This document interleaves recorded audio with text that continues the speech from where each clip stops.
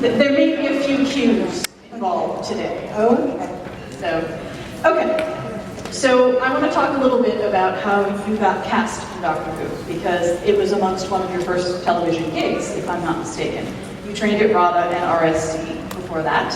And so tell us a little bit about the process of getting cast as Leela. Do any of you know the show called The Survivors? Yeah, it was a television series which Pennant wrote. I'm going to stand, because is that okay? So the people at the back can go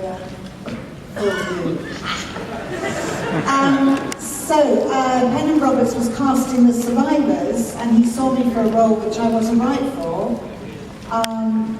Although I am now doing it for Big Finish on audio, which is great. Good old Big Finish, eh? And Pennant Roberts had a little black book, and he used to put stars by his actors, or he put, don't use in a month of Sundays, or this person is awful, or this person is brilliant. And I was in the little black book with quite a few stars. So when it came to casting Leela, and he was asked for suggestions, he suggested me. And they saw about 60 young women, and then that got reduced to 10, then 6, then 3, then me. So it was quite a lengthy process between him and Philip Hinchcliffe. But I snuck the little black book one day, and so I could look up all my friends, see what he thought of all my friends. And bless him, he put 6 stars by my name. I miss Pennant very, very much indeed. He was an extremely good and dear friend and mentor for me. And he also gave me Blanche and Tenko. So I have a lot to be grateful, thank you. So I have a lot to be grateful to him for. He was one of the many. See a woman interviewer, by the way.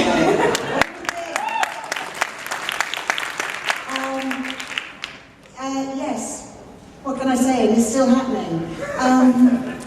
And are you wearing the costume? That question comes up a lot as well. Would that I could. It was interesting, isn't it? Because Leela arrived at the point of feminism in Britain. The Equal Rights Bill went through while I was recording Leela in 1976. You weren't allowed to get a mortgage. You know, as a single female actress, I just got laughed at when I tried to get a mortgage. I went through an association eventually. But, so that went through in 76, and Leela hit the screens January the 1st, 77. So they did make her very feisty, very independent, quite aggressive, very intelligent, although uneducated, but they took her clothes off to do it. But you know, I never minded about that costume. Maybe it was just me being naive, but it seemed to be perfectly logical. It didn't seem to me to be gratuitous that she would be dressed in that leather leotard. It seemed to me to be perfectly logical that she would be dressed in skins because she lived in the jungle and she was a huntress and lived with the tribe. Mind you, she was the only woman in the tribe. I don't know what they're going to do now.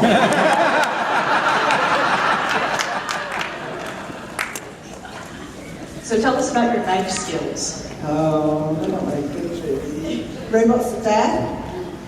So I have to do this chunk into the back of a robot's neck. Maybe it was a siren. I think it was robots are dead. It was a Santarin. Santarin. Who said that? Over there. Invasion of Time. Thank you. Okay, so you've obviously heard the story. The knife goes. The knife is supposed to go into the neck. So I have my knife. I'm going like this.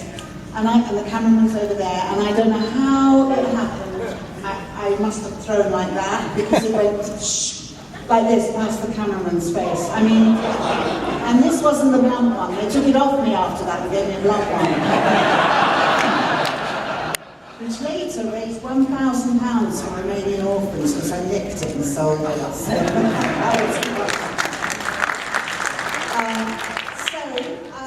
Take 2, there was nobody in the studio except me and a quaking cameraman. Everybody else felt that they had to hide behind a flower, leave the room or something. So my knife skills weren't the best. I would say that you have more, because it's a bit overwhelming when you've never been in a studio, because there are so many lights and angles and, you know, learning the size of the shot so you know how big your reaction can be, and you can get so caught up in that you end up just obeying orders the whole time. You can get 6 notes on the tiniest scene. You can have the lighting man come up and say, can you keep your weight on the left leg because you're in better lighting? You can have the cameraman saying, don't make your reactions quite so big because I'm in very, very close. You can have your fellow artist saying, can you leave a little pause just before you give that delivery because that would help me with my response. You can have the director saying, can you be a little more angry on that line? And you've got to hold all 4 of those notes in your head before you give 2 lines of dialogue. And they think they're the only ones giving you the notes. But of course it's coming in from every direction. And in all of that, you sometimes can lose your intention, your interpretation. And sometimes I think you're so busy working the camera that you can lose touch with exactly what it is you're trying to do, and you end up delivering very good technique, but that little thing that makes you you, that X factor, can get lost. So I think that. What was your favorite story to work on? Oh, Sunmakers, no question.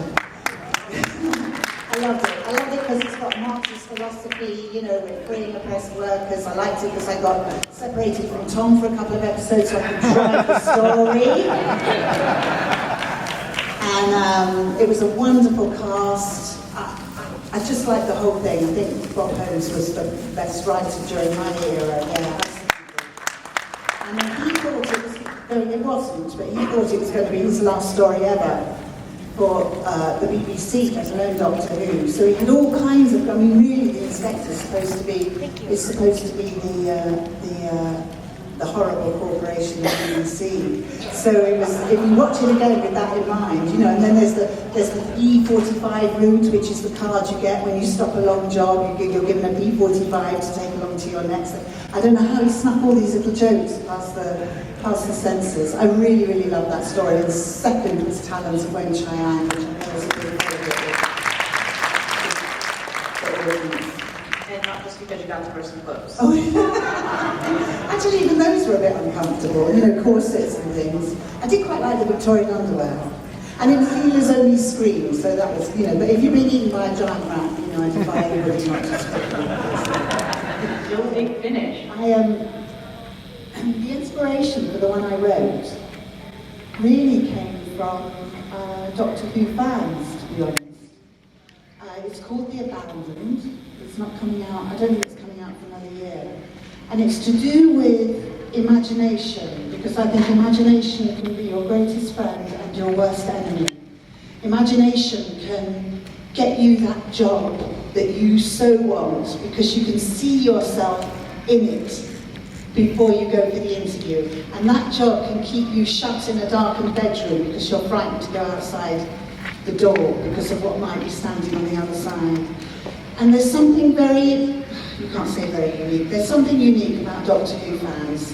And I think Doctor Who has turned into, it's almost like a rock group, especially the classic series. It's like a rock group from your childhood. It's like a musical track to your memories. And we represent not just the stories, but if you've had a particularly troubled childhood or a difficult time, it seems to be that a lot of people who are very attracted to Doctor Who have gone through it, have known what it is to be bullied, have felt like an outsider. And I think what Doctor Who represents is a huge warm arm around that fandom that says this is a safe place. This is where you're allowed to be who you are, however different you are. You're allowed to participate in this particular community. And, you know, God bless it for being there. I really mean that. I recently had a chance to rewatch The Omega Factor, where you did Dr. Ann Reynolds. And I was just wondering, what was it like shooting a series of stories with such strange subject matter? And you have any preview of what's going on in the set stories and the nature of the series? Oh yes, the Omega Factor. I mean, it was the X-Files without a budget, basically. Wasn't it? We were there before Scully. Was it Scully? Yes, Scully. Yeah. It was lovely to do. I think their mistake was taking 6 different writers to write 6 different episodes simultaneously, so there was no umbrella story for the characters. So we were left pulling our characters together. There was one, it was, for those of you that don't know, this was we were 3 scientists investigating the paranormal, and one of us was a Russian spy. We don't find out till the last episode who the spy was, it wasn't me. I was the love interest. Got to snog Jimmy Hazeldine a lot, that was nice. It's a tough job, you know, someone has to do it. Like John Nettles, that was hard. Anyway, so the creepy story, we did 1 episode. Again, this is, you know, before there was fancy computer stuff going on. This was 1978 or 9 we shot it. There was Jimmy had to be taken over by the devil. And so we had to do this rather tricky shot where the devil's face was superimposed on his. And he became this kind of Jekyll and Hyde character.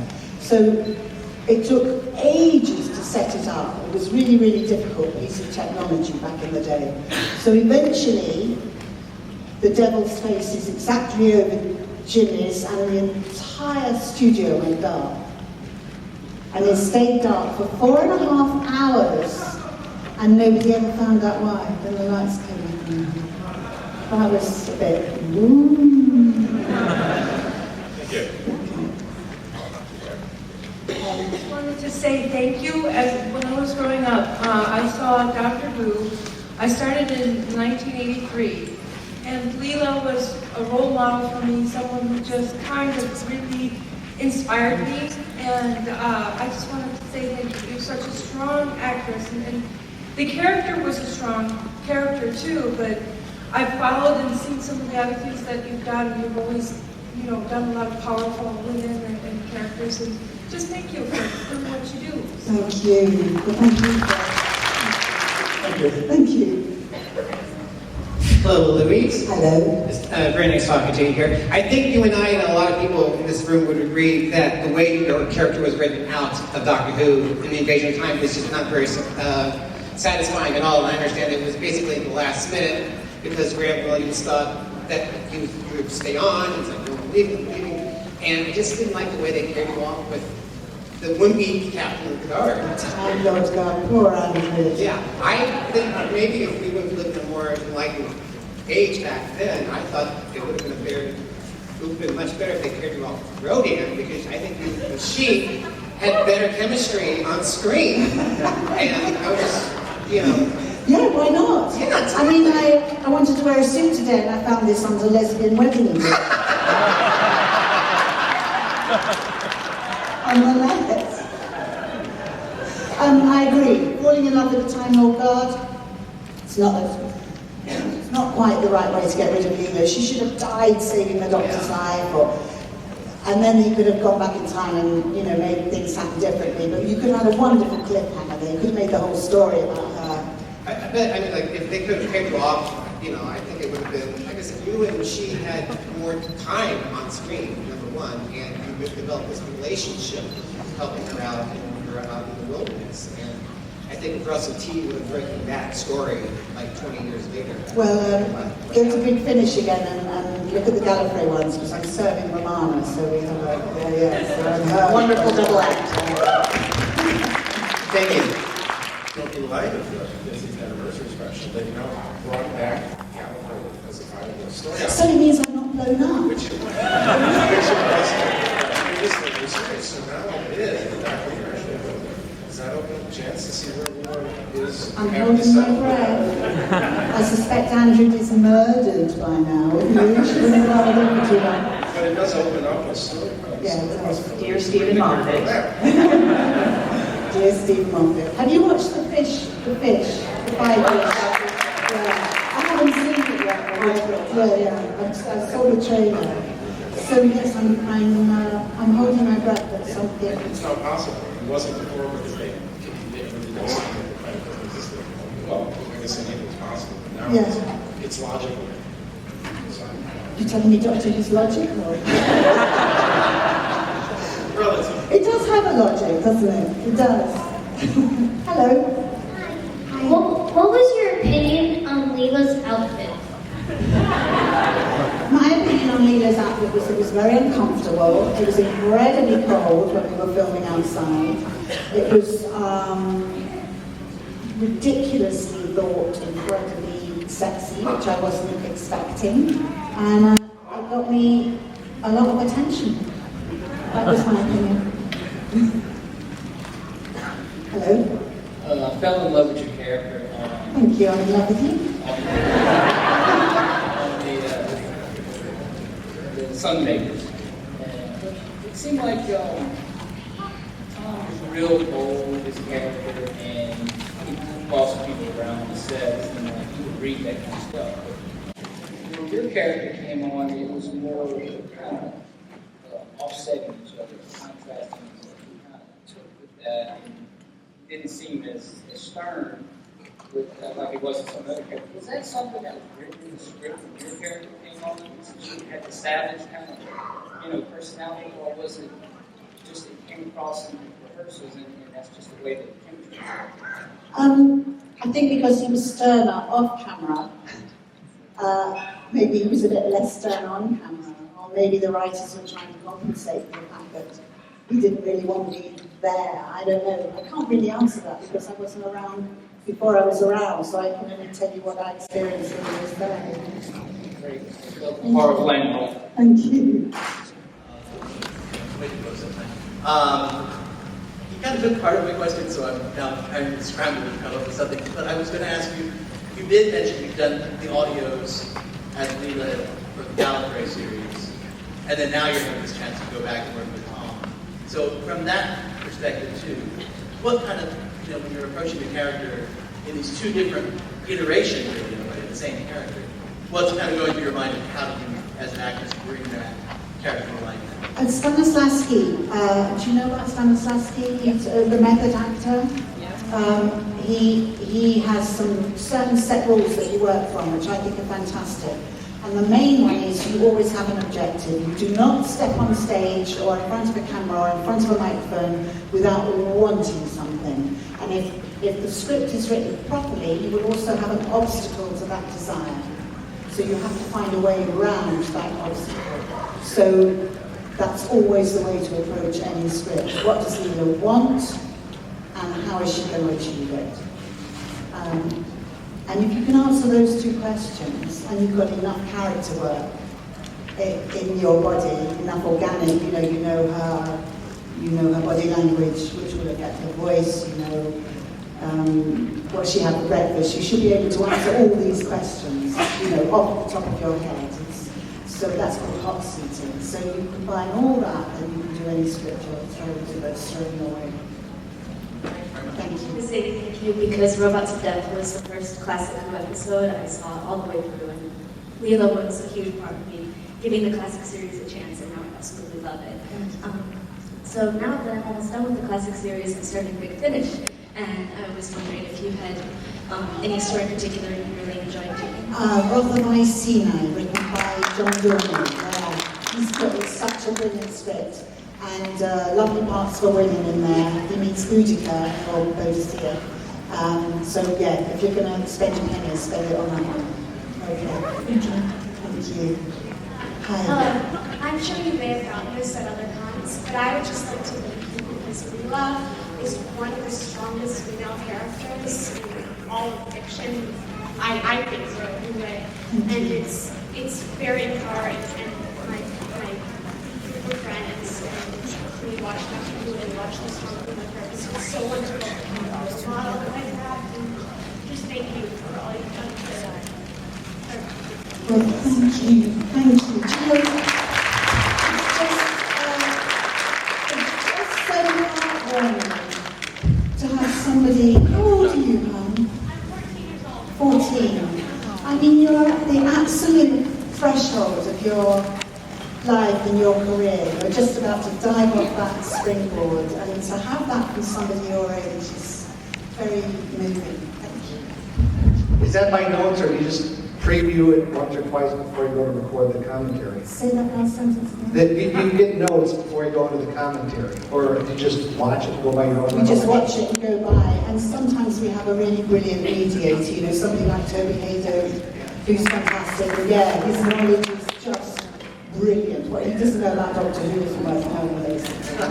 And it was during those commentaries was the first time Tom very publicly and very sincerely apologised for, you know, what a ridiculously difficult time we've given each other back in the day. So thank you for that. I mean, I find it quite tricky sometimes because you don't want to hog it because there's a lot of you, but if it gets a bit sticky, you think you need to just do a bit of prompting. But like I say, with a good mediator, you can just slide with those things. No, they're great, John. Thank you. Thank you. Thank you.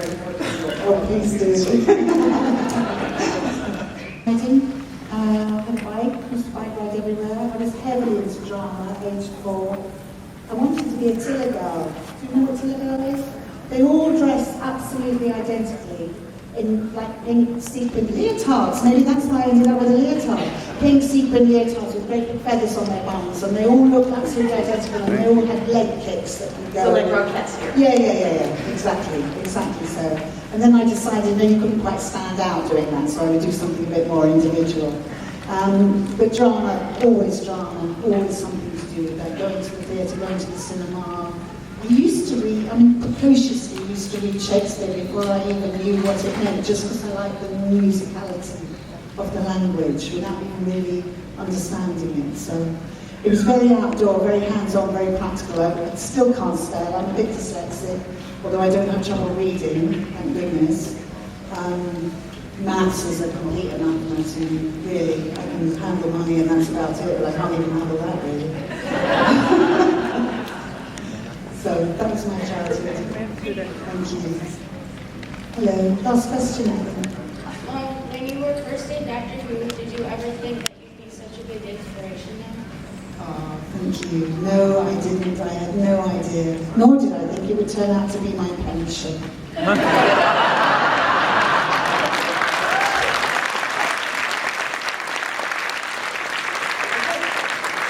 are now on that note. I'd like to thank Louise Jameson for presenting to our 5 Thank you.